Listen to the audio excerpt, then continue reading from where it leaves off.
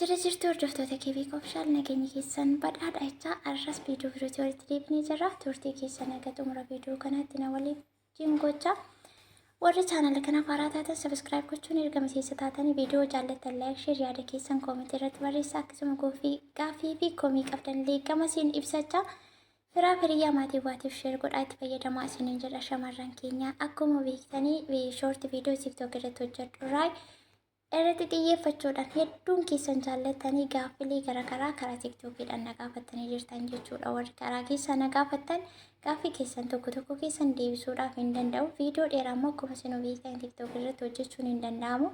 Guutummaa guutuutti wantan itti fayyadamu hundumaa dibataa kaasee maalii kaasee asirratti waan hin hojjedhuu fi asirraan guuttaatii chaanaal sabiskiraayib godhaatii gaaffii keessanis ta'e wanta gaafachuu barbaadan asirratti ibsachuu dandeessu isiniin jedha.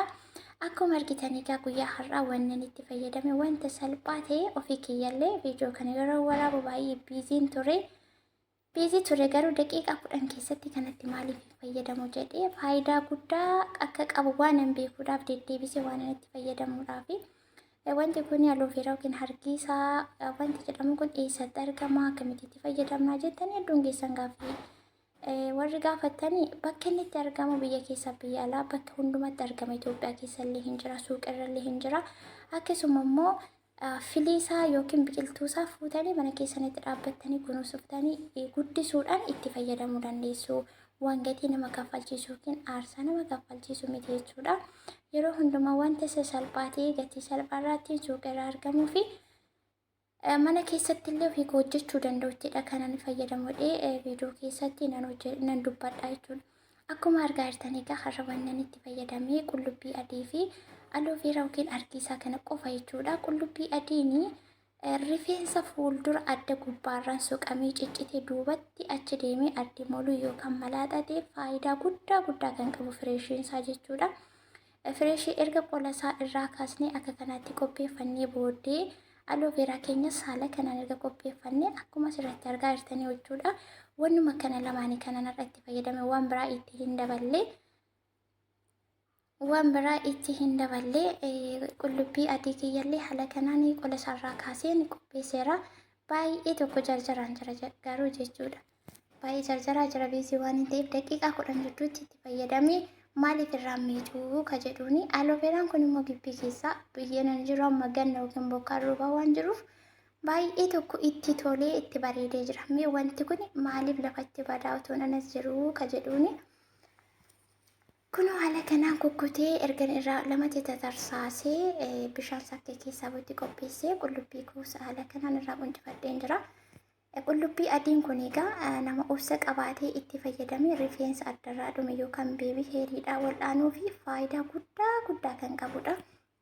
Yookaan isinitti maan deddeebisee itti fayyadamaa jechuudha. Baay'een keessanii kuniin fayyaduuf tuniin fayyadu yooma gubeen irraa balleessu maalii jettanii waan mana keessatti hojjetamu yookaan amanamummaadhaan suuqii hundarratti kan argamu yoo ta'e rakkoo tokko wanti namarraan gahu hin jiru jechuudha. Akkaataa itti fayyadama keessan yookaan obsa keessan.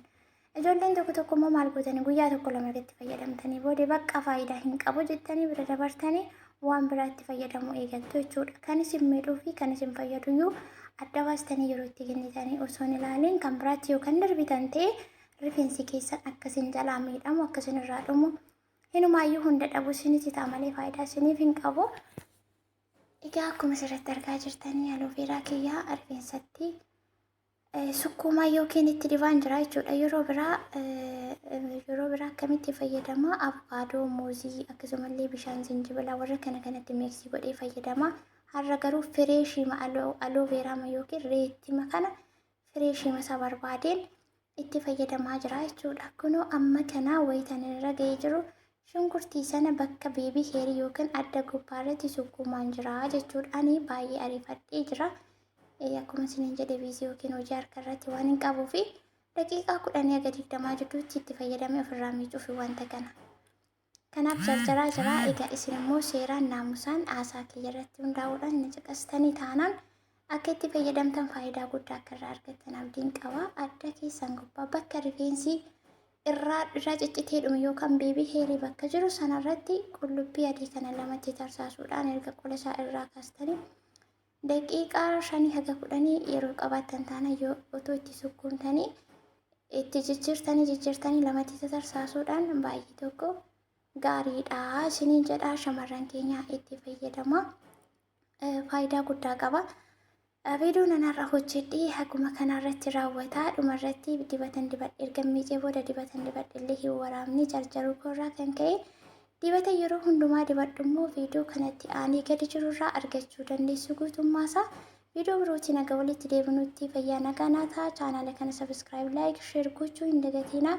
Gaaffii qabdan koomentii irratti naa barreessuudhaan wanta itti fayyadamtan immoo obsaan tigistiidhaan akka itti fayyadamtan dhaamsanis ni qaba. Lafa jirtanitti fayyaa nagaa ta'a. Horaa bulaa.